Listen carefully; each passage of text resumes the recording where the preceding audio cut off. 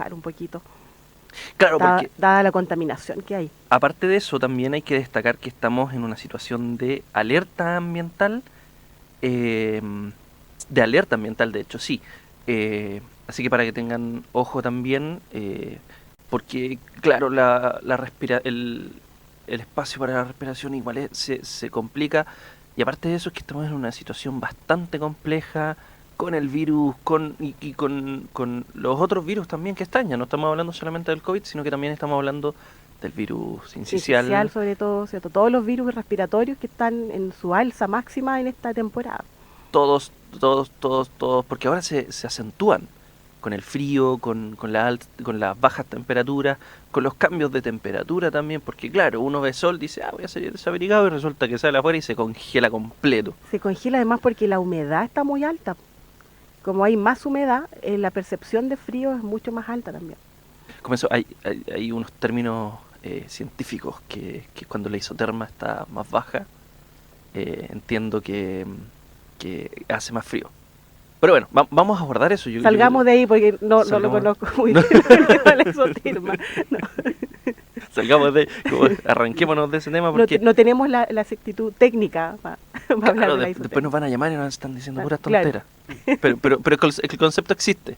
Sí, no, de ¿Ya? todas maneras. Sí, para quien sea experto en el tema y que nos manda un mensajito nos explique. Yo creo que igual nuestro invitado hoy puede hablarnos de eso, pero comentar Sí. brevemente que se ve una mejoría. Aparte que, por lo menos lo que yo vi en la carta sinóptica, hoy día estamos como con muchos conceptos Técnicos. técnicos de meteorología. Tengo que destacar que es porque yo hice un reclamo formal la semana pasada, pero esta semana me quiero reivindicar con los y las amigos y amigas meteorólogas.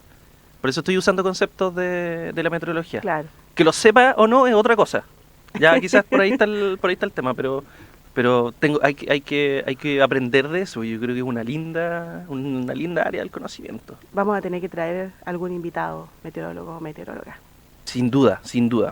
Pero lo que se ve, por lo menos, es que van a haber unas gotitas hoy día en la noche, la próxima semana. Y aparte que semana larga también, eso hay que destacar. No para todos, no para todos. No para todos, Sí. no para todos. Y también hay Muchos seguramente se van a pedir el lunes, ahí como interferiado. Claro, porque el Aprovechar día el fin de martes, semana. hay que destacar que el día martes 21 de junio, eh, se celebra en el Día de los Pueblos Indígenas.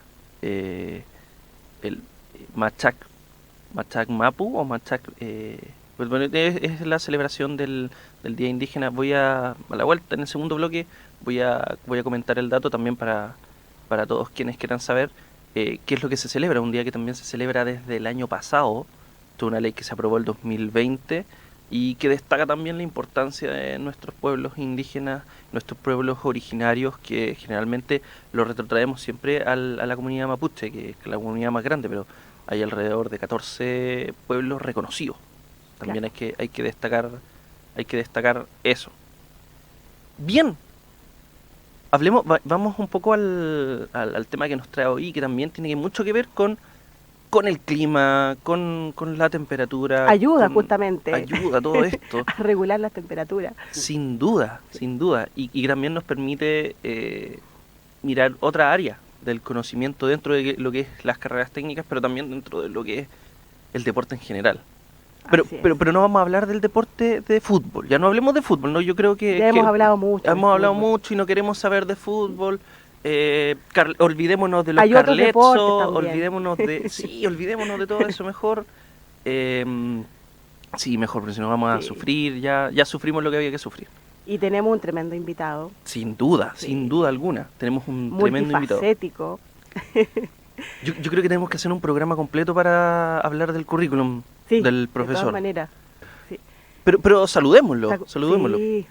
Vamos a saludar al profesor Edgar Gatica, profesor de educación física, junto con otras carreras, magíster en educación, profesor de judo que es quinto dan, es de esos profesores que si un alumno se porta mal, maguache. Eso es claramente... no, es una caricatura, ¿no? Nadie vaya a creer, por favor, que es así. Tiene 43 años en montañismo, o sea, un experto total. Pero se ve de 43.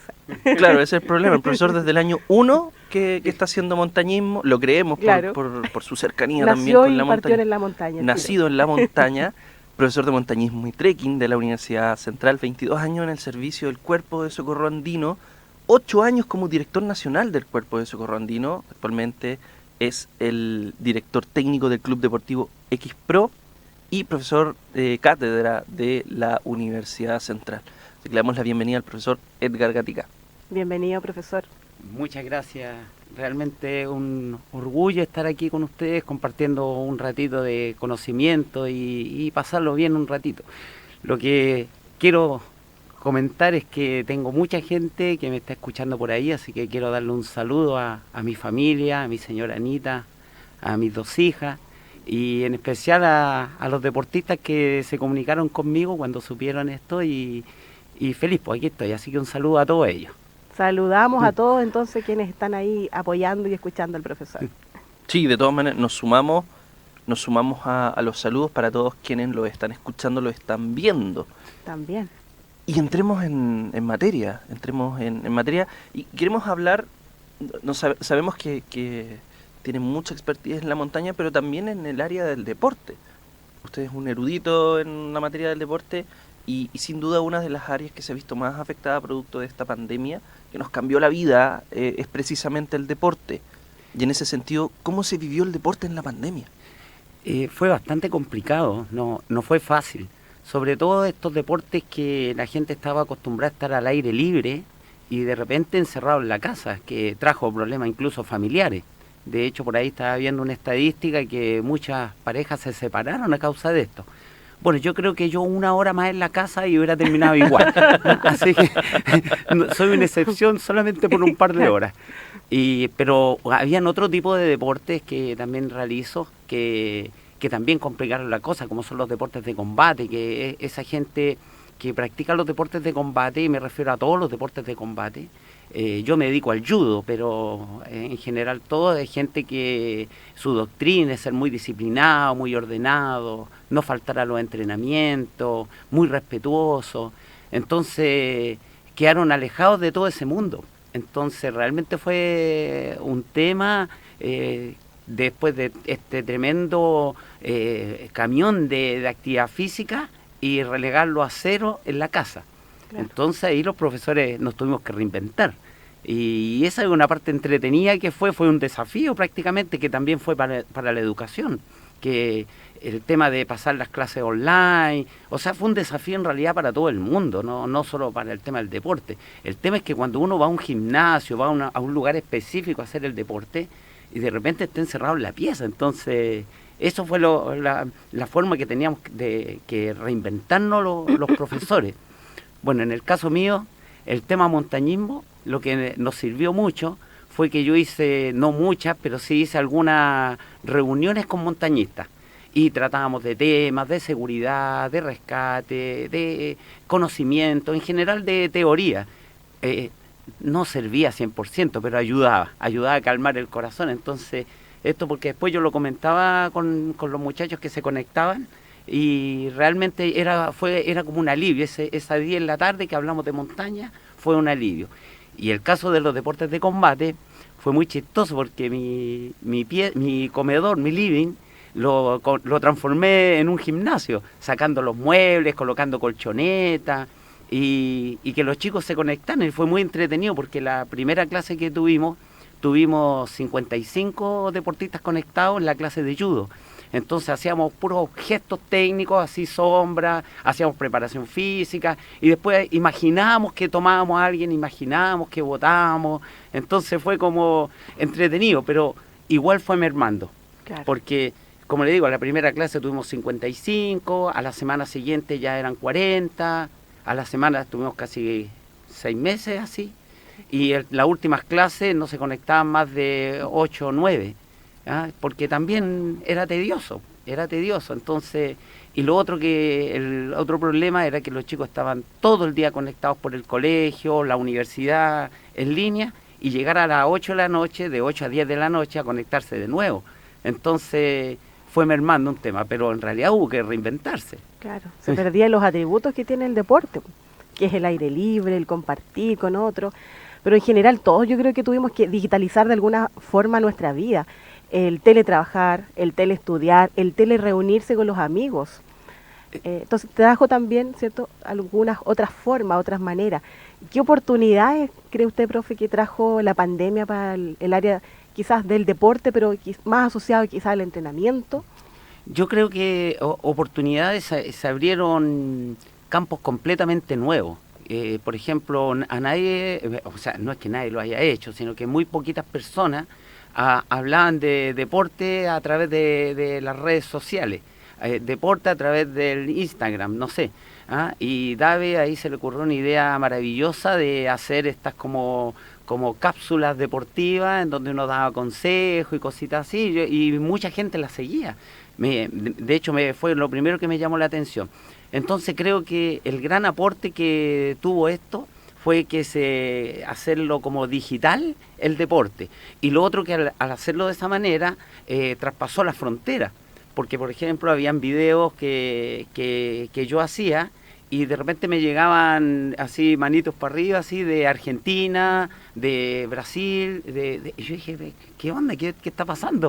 Entonces uno piensa que esto no va a salir de Santiago y de repente te empiezan a llegar de diferentes lugares y ahí te das cuenta que claro que es un mundo. Entonces se puede hacer el tema de las reuniones. Tuvimos muchas reuniones internacionales con la Unión Panamericana de Judo, con montañistas que por alguna razón no estaban en Santiago, estaban en otros países, en otras regiones, y podíamos comunicarnos todos, juntarnos todos a conversar. Entonces creo que esa fue la gran enseñanza. Usar más el tema del internet, usar más las redes sociales, que hasta ahí para mí era un tema muy lejano, personalmente era muy lejano a lo que yo hacía. Entonces creo que esa fue una gran enseñanza. Se abren las fronteras. Se abrieron todas las fronteras. Que se desdibujan cuando la virtualidad nos permite comunicarnos, esas fronteras ya se desdibujan y empezamos a hablar, y sobre todo con el deporte, me da la sensación de que es un idioma común. Cuando hablamos de montaña, cuando hablamos de judo, en general cuando hablamos de cualquier deporte es un idioma que se entiende aquí y en Timbuktu, o sea, porque es la misma pasión, el mismo sentido. Yo creo que en ese sentido las redes sociales o esta nueva experiencia vinculada al deporte es una experiencia que viene para quedarse, ¿no? Yo creo que esto ya se queda, nos dejó una gran enseñanza, nos dejó una gran base y no solo se queda, sino que se queda para mejorar.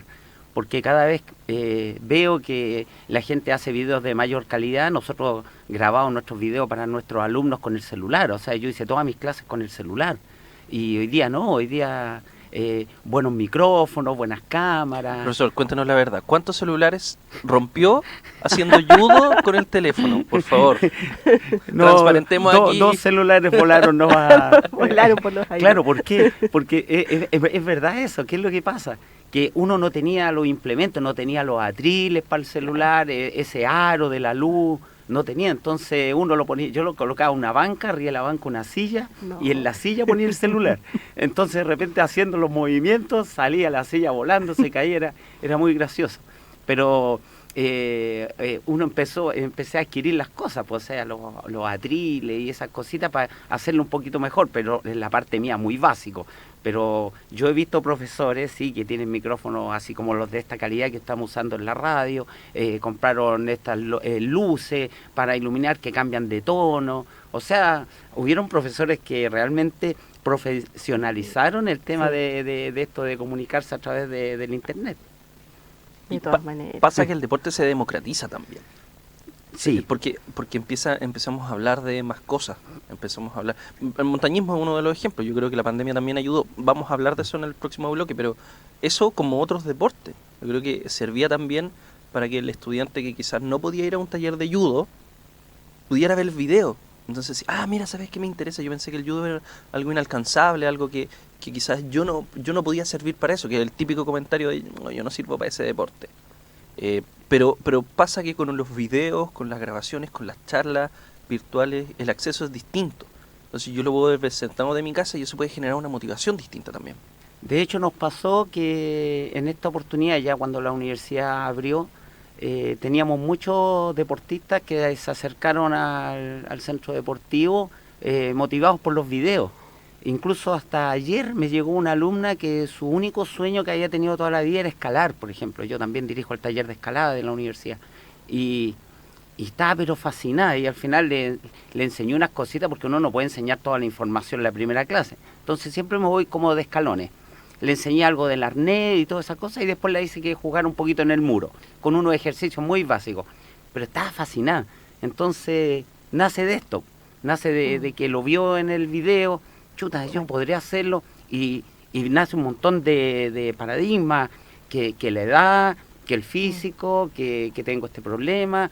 Bueno, ahora en judo nos llegó una persona con discapacidad visual, un muchacho ciego, también lleno, él a pesar de que es muy entusiasta, todo, pero imagínate llegar a hacer judo, o sea, un deporte de combate, sin poder ver, fue todo un tema.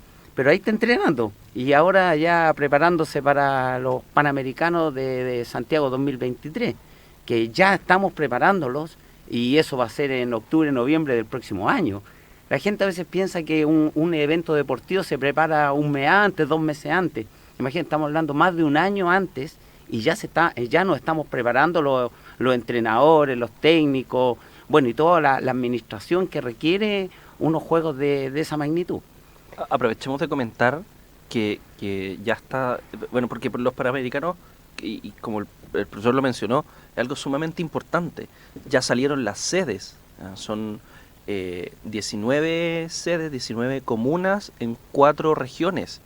Ya, porque pese a que los Panamericanos son Santiago 2023, entiendo que están en Valparaíso, en la región del Biobío, Santiago, y se me pierde otra región también, pero son 4 regiones donde se van a desarrollar distintas acciones.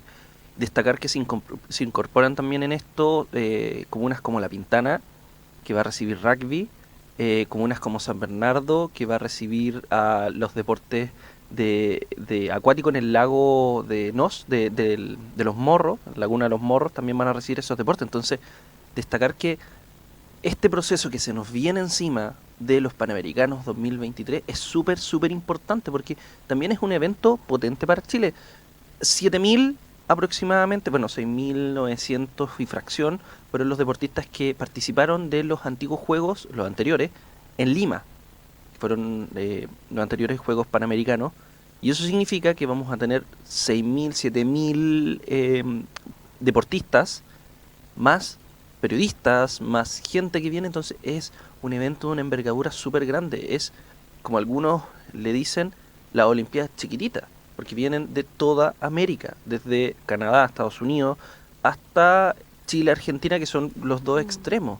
Entonces es súper importante, y ahí destacar también la labor que se hace en la preparación de estos deportistas, porque como dice el profesor, no es un mes, es un ciclo, son años que ellos se preparan. Entonces también ahí la pandemia como que vino a afectar, vino a desencajar un poco la preparación de muchos y muchas deportistas que estaban en sus casas encerrados, y probablemente muchos tuvieron que hacerlo, como lo decía el profesor, adaptando el living de su casa o sus mismas piezas para poder entrenar, porque tampoco tenían otros espacios en ese sentido. De hecho, así lo hicieron mucho, pues sus piezas las adaptaban para poder entrenar, y también uno empieza a conocer realidades que no ve en el gimnasio.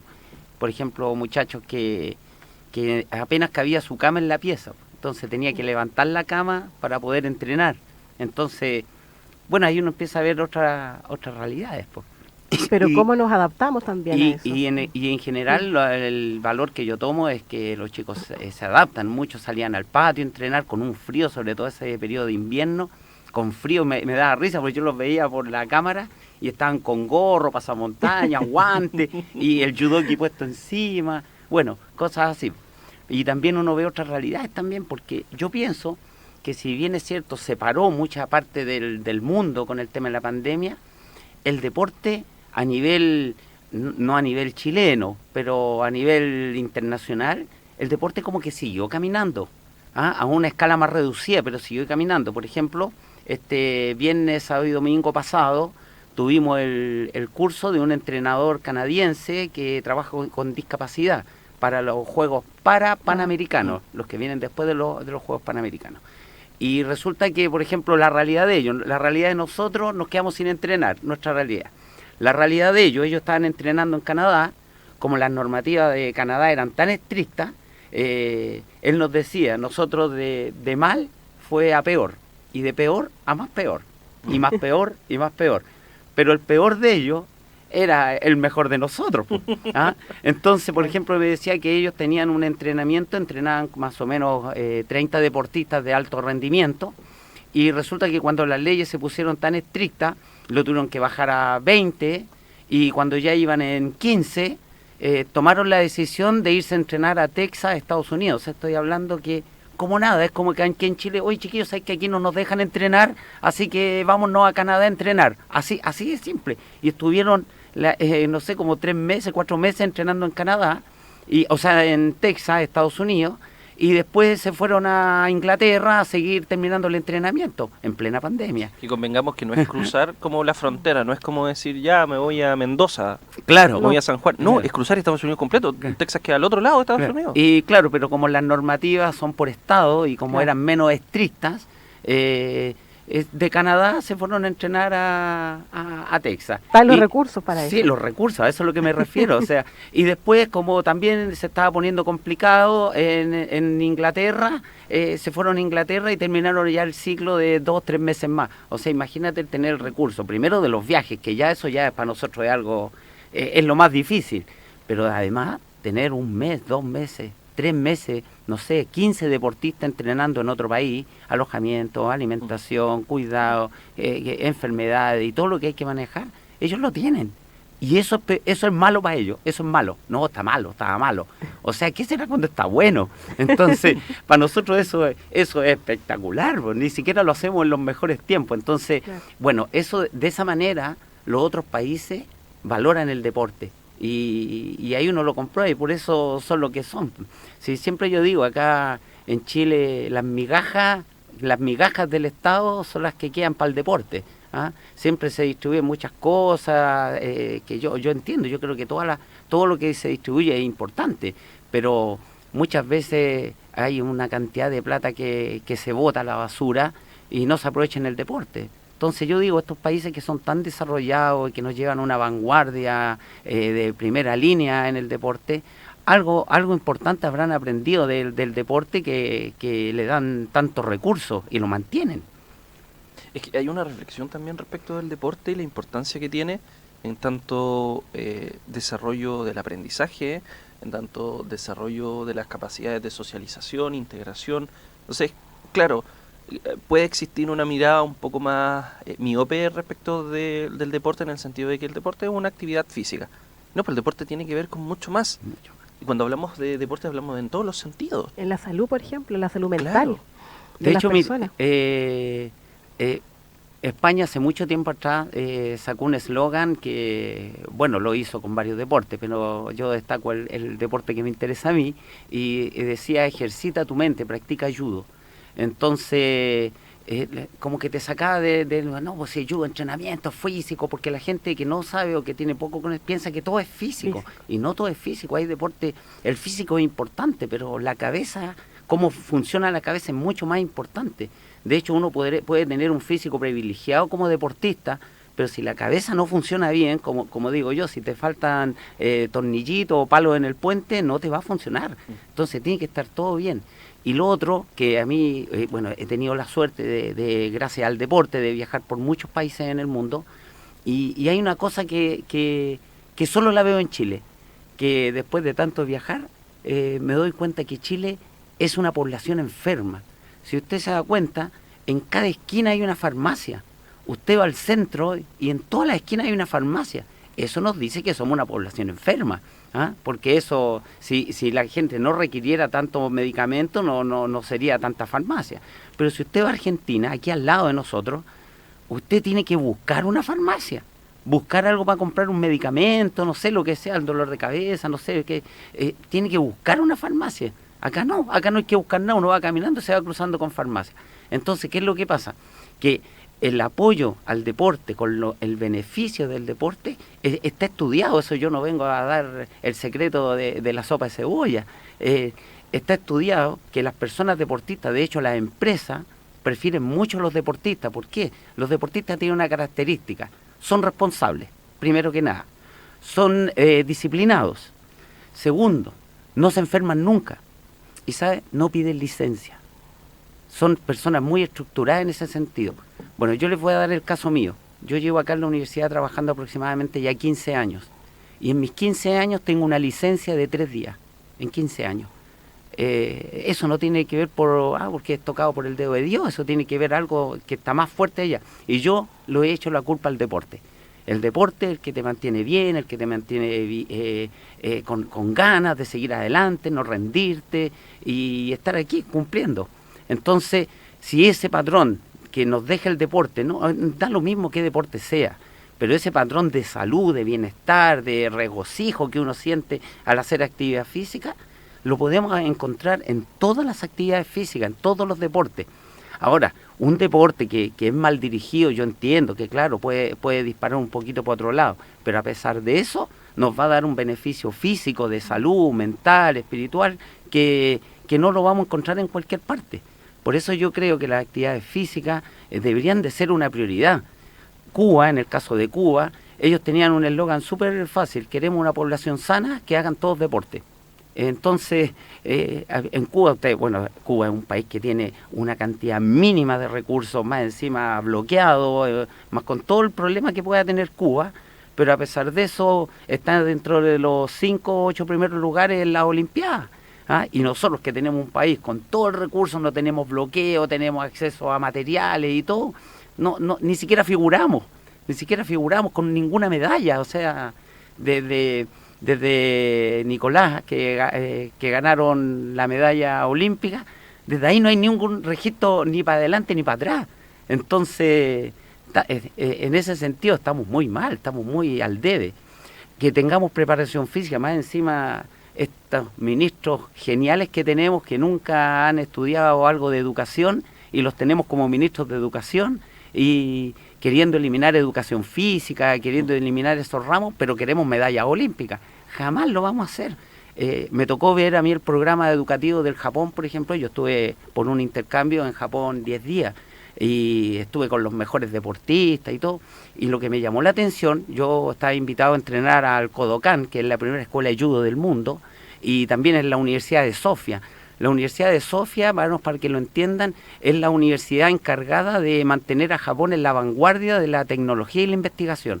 Son puros genios. Es como aquí en Chile, que hubiera una universidad que solo acepta gente de 800 puntos. Eso no más pueden entrar a Sofía.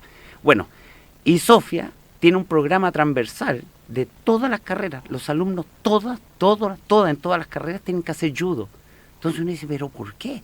Y esto lo conversaba con un estadounidense que estaba en Sofía por intercambio, y me decía, yo nunca había hecho judo en mi vida, y tú vienes a hacer judo acá a Japón. ¿Por qué? Porque era obligatorio. ¿Pero por qué? Por cosas muy simples. La disciplina, el respeto, el orden, la limpieza, la educación, son deportes muy, muy valóricos. Entonces, ¿qué es lo que pasa? Que Japón lo tiene claro.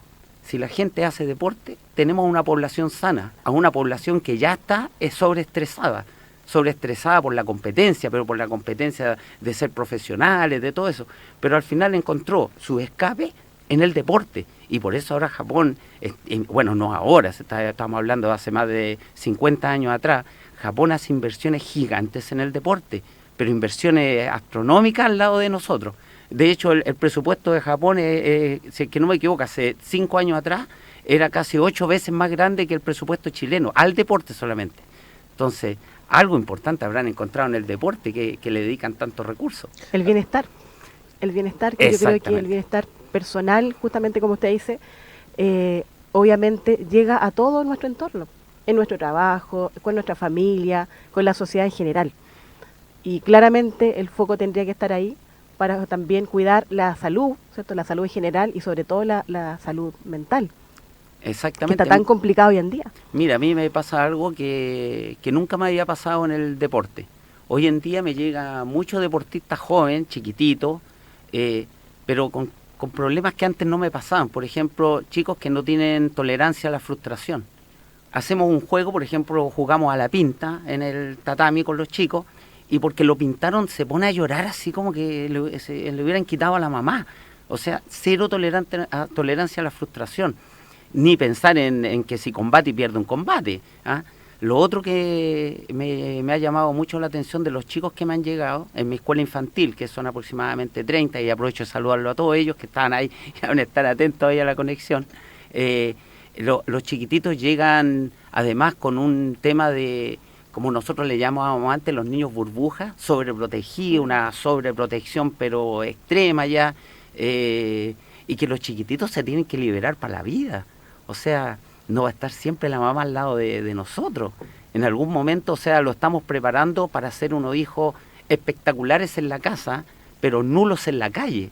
Ese chico, los papás tienen que pensar que tiene que ir al liceo. No pensemos en el colegio, que ya tienen problemas de bullying en el colegio. ¿Ah? De hecho, por eso muchos llegan al judo. Sino que ese chico va a tener que estar en el liceo, va a tener que ir a la universidad, va a tener que trabajar, enfrentar triunfos y derrotas, y va a tener que seguir caminando. Entonces, ese tipo de cuidado es el que ahora en el club deportivo le hemos puesto más énfasis. O sea, más que el deporte mismo, más que la competencia, que es muy atractiva también, le hemos dado más un carácter más social, más integrador, más psicológico, de fortalecerlo en estas áreas que los chicos vienen muy, muy débil. ¿Ah? No es que uno quiere ser la panacea, que uno va a ser la solución al problema, pero que estamos funcionando, y eso a mí me da mucha alegría cuando converso con los apoderados que me dicen: mi hijo en estos 2 meses ha conseguido más que los 5 meses que lo tuve con el psicólogo. Entonces, pero eso es el deporte. ¿Ah? Y ahí está la ganancia. Importante, profe, todo lo que usted está comentando. O sea, nos Sin va a duda. faltar programa, sin duda. Sí, nos va a faltar. Vamos a tener que extender este programa 3 programas más porque falta Va a ser la mucho. primera versión del programa. Encantado. ¿Les parece que vayamos a una pausa musical? Perfecto. Quiero invitarlos a escuchar una canción que es interesante lo que pasa con esta canción, porque producto de una serie muy conocida que se llama Stranger Things, volvió a la palestra, que es una canción que vuelve a los top 10 de las distintas listas, que es una canción de 1985. Entonces, ¿qué es lo que pasa? Cuando las series están bien musicalizadas, están bien asociadas al contexto en el que se están planteando, como al contexto en donde se desarrolla la serie, es interesante lo que pasa con la música. Esta no es la primera canción que reflota, se nos había olvidado que existía y ahora volvió en gloria y majestad. Y precisamente me refiero a Running Off That Hills, que es una canción de la cantante Kate Bush, que es quien nos invita a subir la montaña.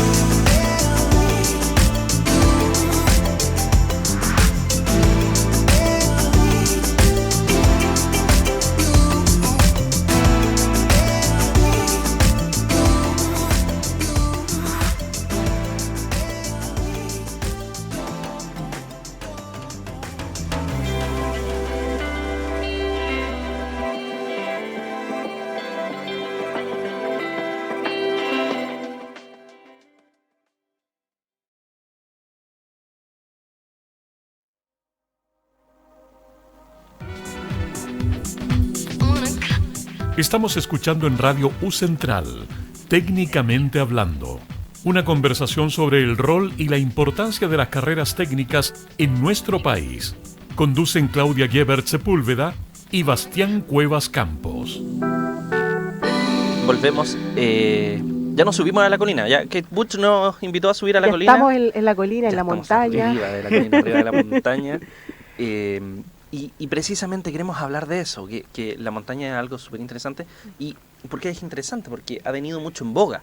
Ha estado como se ha ido masificando, se ha ido democratizando este concepto de la montaña. ¿Qué Solo es un esto de la dato. montaña? Nuestro país cuenta con 4.000 kilómetros de montaña, con cumbres que superan los 6.000 metros de altura. Así que interesante también ahí todas las alternativas que hay para hacer montañismo. Sin duda, tenemos muchos espacios y por eso queremos adentrarnos en esto de el montañismo. ¿Qué es el montañismo? ¿De qué hablamos cuando hablamos de montañismo? Bueno, el montañismo es un deporte base, que de ahí radicaron muchos deportes más, pero el deporte madre es el montañismo. El montañismo en general como deporte es la actividad de subir a la cima de las montañas.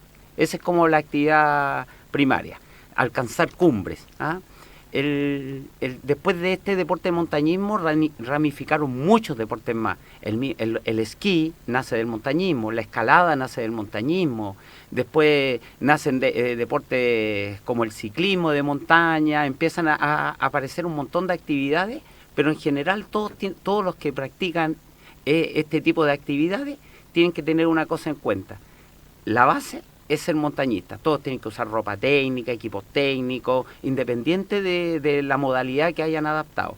El más fuerte de todo, por supuesto, es dedicarse a subir cumbres, que ese requiere una cantidad enorme de equipo, de preparación, en general de todo lo físico y psicológico que requiere el deporte. Profe, ¿y hay la diferencia, por ejemplo, entre el senderismo y la escalada? Ya, mira, hay conceptos que los podemos explicar fácilmente. La escalada es todo aquello que al caminar tú necesitas ocupar para el avance las manos y los pies. Mientras tú ya tomas la posición que tienes como que gatear en el cerro, ya estamos hablando de escalada. Eso es escalada. Cuando tú hablas de senderismo y trekking, son esas actividades que se pueden realizar solo caminando, ¿ya? Y la diferencia normalmente que la gente no conoce entre el senderismo y el trekking, a pesar que son actividades muy similares, tienen solamente una salvedad, que en el senderismo los lugares por donde uno camina están debidamente preparados, limpios, señalizados, o sea, tiene todo un tema de seguridad para que la gente no salga de esa ruta. Y el trekking, lo contrario, es que en la misma actividad el sendero no está debidamente señalizado o no está señalizado, no hay ningún tipo de cuidado con el camino, sino que es una senda o una huella que dejaron animales o mismos montañistas, de tanto caminar por ahí se fue marcando una huella, pero no tiene ninguna intervención más allá que el caminar. Claro. El senderismo no, porque el senderismo son sendas que ya están debidamente intervenidas. Claro. Pero todas estas ramas, ¿cierto?, nacen del montañismo. Todas nacen del montañismo. ¿Y cómo nace este montañismo en nuestro país? El montañismo, bueno, en nuestro país partió hace muchos años atrás, estamos hablando casi 70 años, tuvimos grandes exponentes del montañismo nosotros, como el mismo Claudio Lucero, Purto, y varios más que conformaron los clubes deportivos después en Chile. Tenemos cuando se conforma la Federación de Andinismo, porque por este auge o explote del montañismo en Chile, en donde nacen muchos clubes. Cuando yo inicié el montañismo, hace ya hartos años, había muy poquitos clubes, pero después en el tiempo andar, me di cuenta que no había poquitos clubes, pues habían varios clubes. Lo que pasa es que el montañismo era como un deporte demasiado sesgado para cierto nivel de personas nomás, por los costos. Hasta el día de hoy es un deporte caro, a pesar que hoy día ya no es tan caro. Imagínense, les doy un dato nomás. Antes yo para comprar un zapato de montaña, no yo, porque yo nunca me lo compré, nunca tuve recursos para eso, pero por ejemplo los montañistas que estaban haciendo cumbres importantes, tenían que comprar un zapato de montaña en la Federación y el zapato demoraba 1 año en llegar de Italia, de Francia o España a Chile. O sea, 1 año tenían que esperar esos zapatos a un costo que ni se lo imaginan como es ahora. ¿Ya? Hoy día no, hoy día pues, encontramos un buen par de zapatos por 150.000 pesos, 200.000 pesos. Eso antes era impensable, o sea, impensable. Hoy en día todo el equipo de montaña que uno requiere lo encuentra en Chile. Sí, todavía es caro, pero no es caro porque lo quieran vender caro. El equipo montaña es un equipo que tiene una alta investigación técnica. Por eso los equipos de montaña son caros, y los equipos de montaña no son cosas que se hicieron así porque a alguien se le ocurrió tejer una polera y ahora es de montaña. Tienen una tecnología increíble de conservación del calor, de eliminación de sudor, de protección con el medio externo. Entonces, por eso el deporte de montaña es caro, por la calidad de los equipos que usan. De hecho, a mí en rescate me tocó muchas veces subir a ayudar personas que, no sé, llevan, no sé, por ejemplo, en el último rescate que hicieron en el glaciar de La Paloma, que falleció una persona porque cayó, pero el compañero estuvo 3 días durmiendo en el glaciar. 3 días. Usted, que hablamos del frío, ustedes hablan del frío aquí. Imagínese dormir en un glaciar, sin carpa, sin equipo. ¿Cómo lo logró? ¿Cómo lo logró estar a 20, 25 grados bajo cero y dormía y al otro día, y dormía y al otro día? La única diferencia que mantuvo viva esa persona era la calidad de la ropa que tenía. Solo eso. Entonces uno dice, oye, pero es que esa parca que tenía ese caballero cuesta 300 lucas, 400 lucas. Sí, pero te salva la vida. Entonces, por eso es la calidad de equipos que se usa. La ropa, el equipo como vestimenta puede hacer la diferencia entre la vida y la muerte frente a un accidente. Eso, por eso también los costos que tienen, ¿no? ¿Ah? Lo mismo los zapatos, bueno, y sin pensar toda la ferretería que se necesita, que son los mosquetones, los arneses, los piolés y todo el equipo necesario, en los tornillos de hielo, pues, que se hacen necesarios para poder realizar este deporte. Importante. Y en ese sentido, ¿cualquier persona puede realizar este deporte? ¿Cualquier persona puede hacer montañismo? ¿Hay que tener alguna preparación especial, alguna característica especial? Yo pienso que hoy en día esta explosión, como decías tú al principio, radicó porque esencialmente nosotros, los seres humanos, necesitamos ese contacto con el medio natural. Uno lo busca en la playa, otro en el bosque, otro, no sé, caminando por el desierto, otro en la montaña. Pero en Chile, ¿por qué en la montaña? Porque, como decía, pues, tenemos 4.000 kilómetros de montaña, sí. Y dejo una tarea para casa por si después nos encontramos de nuevo. ¿Cuántas cumbres ustedes creen que existen en Chile? No cuántos kilómetros de montaña, cuántas cumbres ustedes creen que existen en Chile. Es un dato que se los dejo de tarea para casa. Entonces, ¿qué es lo que pasa? Pero nos va a dejar con la duda, profesor. Entonces, ¿qué es lo que pasa? Que a mí me tocó mucho trabajar con expediciones extranjeras y lo que más les llamaba la atención era la cantidad de montaña y mar que hay en Chile. Y los pocos de deportes marinos y los pocos deportes de montaña que se hacen en Chile. De hecho, me acuerdo que llegó un amigo de España y íbamos a subir un volcán muy importante acá en el Cajón del Maipo, que es el que colinda con Chile y Argentina, el volcán San José. Venía, pero así, mentalizado en el volcán San José. Y él pensó que cuando fuéramos a la montaña, iba a estar todo lleno de gente, campamentos base, así una cuestión espectacular. Y éramos los únicos en el cerro. Los únicos en toda la montaña. Entonces él me dice que si esa montaña estuviera en España, todos los fines de semana tendría 2.000 a 3.000 visitas. Todos los fines de semana. Y ahí nosotros estábamos solo subiendo la montaña. Entonces le llamó mucho la atención que Chile, siendo un país de montaña, hubiera tan poco montañistas. ¿Ah? Y eso tiene que ver por lo que se transmite. Pues. Si también los medios de comunicación son culpables de que la gente no haga otros deportes. No me refiero solo a montaña. Porque, sin hablar mal de los deportes, pero por ejemplo, yo prendo la radio, escucho fútbol, prendo la tele, fútbol, compro un diario, fútbol, me regalan un diario, 3 páginas son de fútbol, compro una revista, sale la portada del futbolista. Entonces, que los niños, los jóvenes, ¿en qué otra cosa van a pensar? En fútbol. Entonces, ¿pero qué pasa si salen montañistas, salen esquiadores, salen escaladores, salen buzos? No sé, No, pero no hay espacio Se para habla eso. de los accidentes nomás que ocurren en Ahí, la ahí sí, montaña. ahí somos, en este ahí somos los deporte. número uno. Pues. Claro. Claro, porque se sataniza también el deporte. Claro, también tiene que ver un tema de eso. Pero hoy en día, con respecto a la pregunta que me hacían, sí, todo el mundo puede hacer montañismo. ¿Ah? Claro que tiene que haber siempre una preparación física, un tema espiritual. Entonces, yo, ¿qué es lo que siempre recomiendo? Nadie sabe si sirve para un deporte o no hasta que lo hace.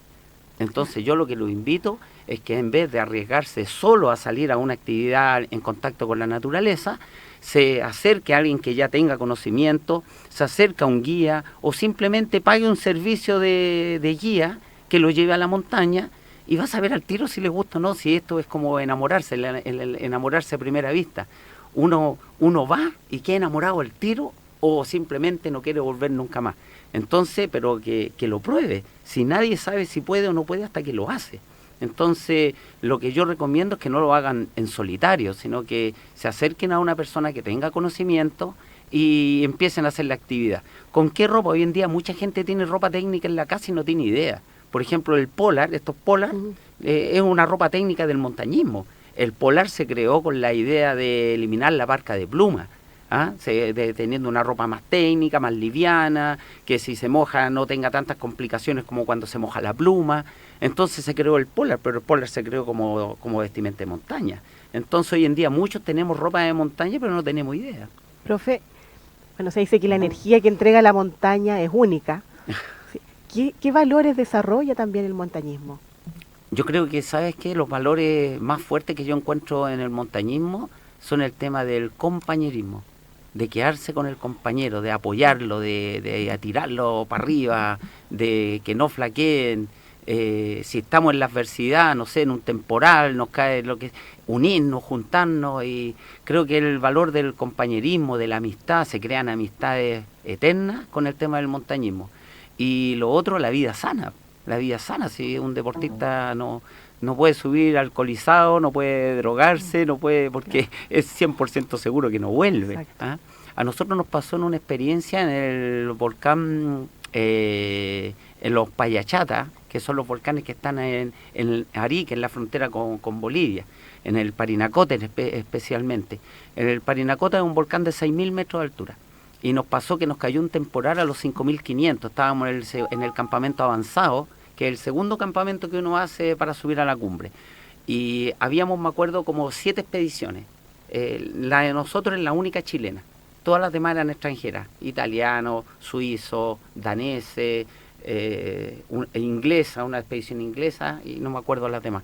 Bueno, la cosa es que cada uno tenía porque el espacio es grande, así que las carpas estaban todas bien separadas, así como para no escuchar ni lo que hablan. Pero cuando cayó el temporal, fue una cuestión así como que inédita. Cuando empezó a nevar, salimos de las carpas y lo primero que hicimos, pero sin que nadie conversara nada y sin que nadie se conociera, juntamos todas las carpas. Todas las carpas. Hicimos como un rebaño de carpas, pero todo esto, yo levanté mi carpa, la acercamos al centro y todos hicimos lo mismo. Eso marca que tenemos que estar unidos. En la adversidad estamos unidos, no importa que no nos conozcamos, no importa que no nos hablemos. Entonces en montaña ocurre algo muy lindo, que es que si tú te cruzas con un montañista, tienes que saludarlo, porque en algún momento que tú no lo sabes, puedes necesitar la ayuda de esa persona. Entonces, si ya hubo un contacto, un hola, entonces a veces cuando uno va por los senderos, viene alguien bajando, va otro subiendo, uno hola, hola, hola, se saluda, porque ya hubo un contacto. Entonces, frente a algo, ya hay un acercamiento. Esas cosas yo lo he visto solo en el montañismo. ¿Ah? Entonces, creo que la amistad y la unión de cuerpo que se hacen como equipo es súper fuerte. Y además que en el tiempo se va creciendo. ¿Ah? Porque uno, oye, no, yo ya he visto a este montañista, y empiezan a hacerse contacto, y al final es una red inmensa a nivel nacional e internacional. Bien, muy interesante, pero lamentablemente estamos en la hora. Profesor, nos comprometemos y para que todos y todas quienes nos están escuchando, viendo también a través del streaming, nos puedan volver a ver, porque vamos a volver a conversar, lo vamos a volver a invitar, porque creo que quedaron hartas cosas pendientes, siempre se nos hace corto el tiempo, pero lamentablemente así es la magia de la radio. Así que le agradecemos, profesor Edgar Gatica. Lo podemos encontrar en la DAVE, y ahí también podemos encontrar toda la información respecto de los talleres que se desarrollan. Agradecemos su participación. Lo vamos a volver a invitar para que nos siga contando. Faltan muchas experiencias. Sin duda, cuenta el sin duda. profe, sí. Muchas gracias a todos y un saludo a toda la gente ahí que nos está escuchando y viendo. Bien, Así es. Claudia, nos vamos con una canción. Nos vamos con una canción. Subamos de nuevo Sí. a la montaña. Nos vamos con esta canción, sin antes, ¿cierto?, saludarlos a todos, sobre todo a quienes están ahí escuchando al profesor, desearles que tengan un excelente día. Así que los dejamos con la canción del álbum Entre Mar y Cordillera del año 1966, Patricio Mans. Muy lindo. Arriba en la cordillera.